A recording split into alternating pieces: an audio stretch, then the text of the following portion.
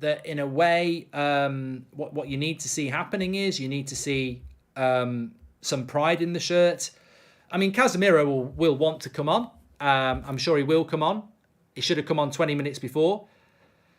But look, my big concern here is how many we might lose by. That's what concerns me the most. There's an opportunity there for Manchester City to go and, dare I say it, get 7 or 8 goals, and that should never be happening in a Manchester derby. But the momentum of Manchester City, I don't think they've had to work. I think if you describe a team of being in 5th gear as being playing to their absolute limit, I would say Manchester City at the moment are somewhere around gear 3. I think they've got gears to go up. Sam says, I'm confused by the tactics. Front line is pressing, but midfield and back four are laying back, creating a massive gap in the midfield, says Sam. Yeah, I think you make a great point there. The space in the midfield and the tactics have been unbelievable. You know, there's the goals that Man City have scored. All right, one was a corner. The first one was a cutback. But the 2 goals, was it goal 3 and 4? They're actually hitting us on the break. Like, they're actually hitting us on the break. And I'm like, how are we getting caught on the break when we've not been attacking? I don't know about what happens. I'm usually optimistic, but there's no way we're going to bounce back from this, says Lit.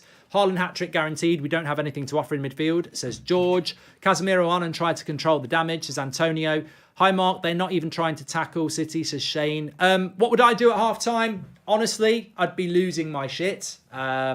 I wouldn't take responsibility for that, even though we know that Ten Hag's to blame because he's the manager. I wouldn't take responsibility. I'd be tearing into them. I'd have already told Casemiro he was coming on. I'd get Fred on as well. I'd take Eriksen and McTominay off because they've got to learn that that's not acceptable. I'd bring Fred and Casemiro on. I'd sit them in as a midfield 2. I'd tell them to be tenacious and just protect that back 4. We don't concede another goal. I'd probably get Martial on for Rashford as well. I don't think maybe you could take Sancho off and put Rashford on the left. So Martial, Fred and Casemiro come on. Let's protect that back 4 better. And let's try and hold the ball up better up front, because we've defended badly. The midfield's been invisible, but when we've had the ball, the passing has been atrocious. I mean, Rashford got Malacia booked. There was that pass from McTominay as well, where he turns and whacks it straight to a Man City player. It's been confusingly bad. It's been like a time warp. I expect someone to start dancing soon. Let's do the time warp again. You know, it's like that. It's like a time warp. It's like we're back last season. This is arguably worse than we were at the Etihad last season. I'm genuinely, I'm not happy, but I'm genuinely surprised. I could not have sat here on. There was many ways I could have done a preview this week. There's many times I've spoken about Man City. I was on TalkSport last night. Never in my wildest dreams would I have said we'll be 4-0 down at half-time. Never. We are, and we deserve to be, but never. So he's brought Luke Shaw on. He's having a fucking laugh.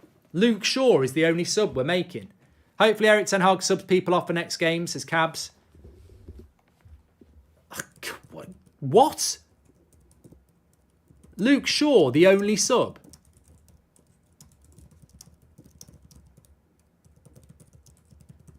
But I'm baffled by that as well. It defies belief. Did he not? You know, if you want to, please go ahead and clip this. Terry Ten Hag. He may as well be Terry Ten Hag. He's not. It must be his long lost Pratt brother.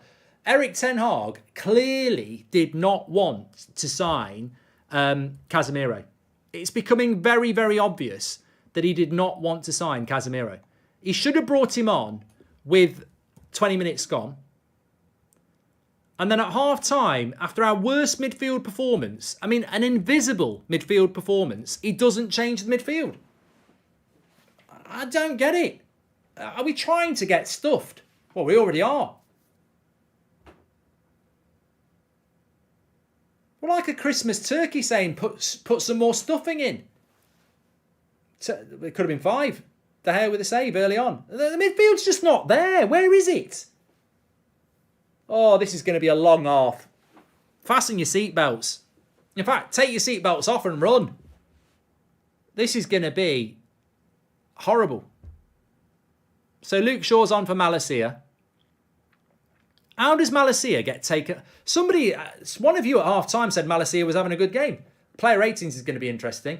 How do you take Malacia off and keep McTominay and Eriksen on? I don't get it. I don't get that at all. He clearly did not want Casemiro, did he?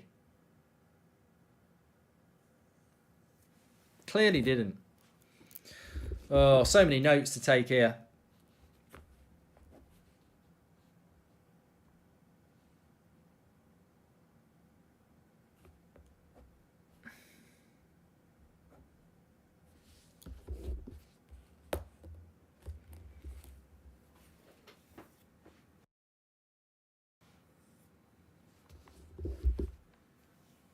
Thanks everyone who's tuning in, by the way. Make sure you subscribe, bottom right-hand corner. It's going to be an interesting season watching Manchester United on the United Stand.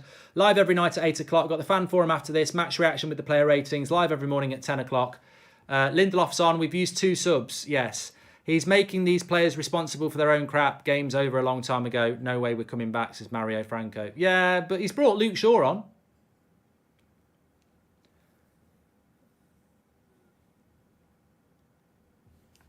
I mean, actually, you make a good point there. There may be a very good point there of why bother putting Casemiro and Ronaldo on. It's not their fault. Bring them on for half an hour. Will there be a chart show this week? Well, it's next Saturday, isn't it? Anyway, good news about the energy drinks, says James Clough. Yeah, get 10% off. Scan the QR code. Get yourself some energy drinks. I need some bloody... I need more than Cherry Bomb. Cherry Brandy, please. Game was over at 1-0, Martin. Even if you didn't want Casemiro, it's Casemiro, says Sharath Kamath. I think that I've got to say this, and I've got to be fair. I challenge any Manchester United fan not to be disgusted by this. And I'm 100% behind the manager. I want Ten Hag to do well, but he has been smashed twice at half-time, 4-0 now. Brentford and Manchester City. And people like Solskjaer may well be sat at home going, you know what?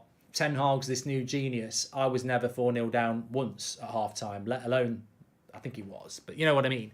So you've got to be critical of a manager because he's made mistakes. He has made mistakes. That doesn't mean that you don't think he's good enough. We've got to stick with the manager, and he is a good manager, but he has got things wrong. I said in my preview that Casemiro's got to start this game. You've got a player that's arguably man of the match in the Champions League final 4 months ago, and you're going to the Etihad and you need to defend well. Why would you not pick Casemiro?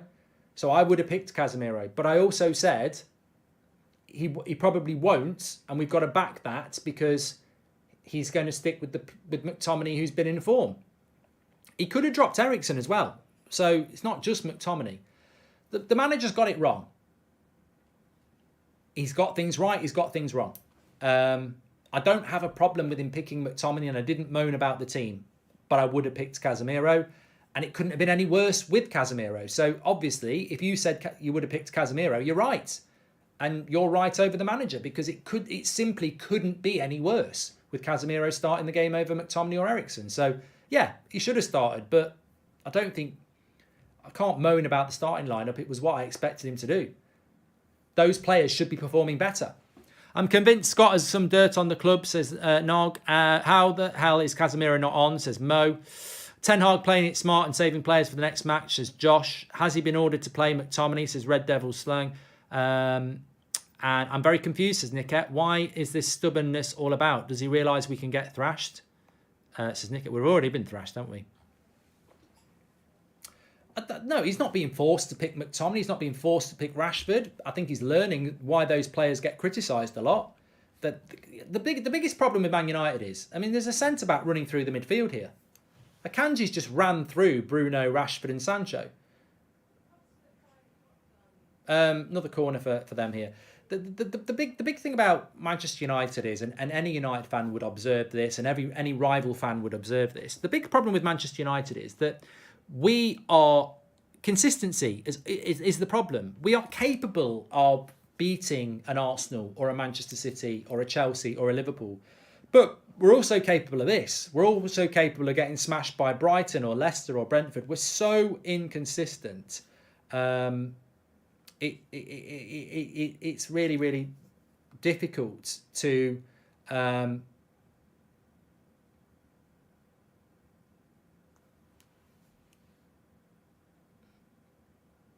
get your head around, really.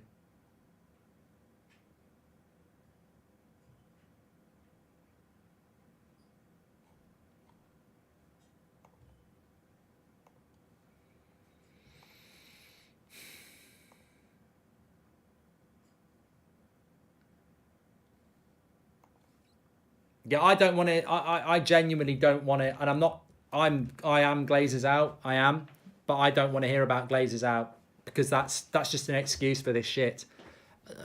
We've spent 100 million euros on Anthony. I can't. 100 million euros we spent on Anthony, and he's been invisible. Sancho cost 75 million.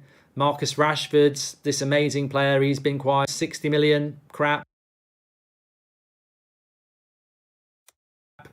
Ericsson's not. Tomney's been crap. Delo's been crap. Like, I like a lot of those players, but you got to call it out for what it is. They've been. It's nothing to do with the Glazers. Players haven't turned up today. If all these players had played like they did against Arsenal, we wouldn't be 4-0 down. Why have they not done that? City are a team of players who get sold if they cross the manager. United aren't, says James Clough. By playing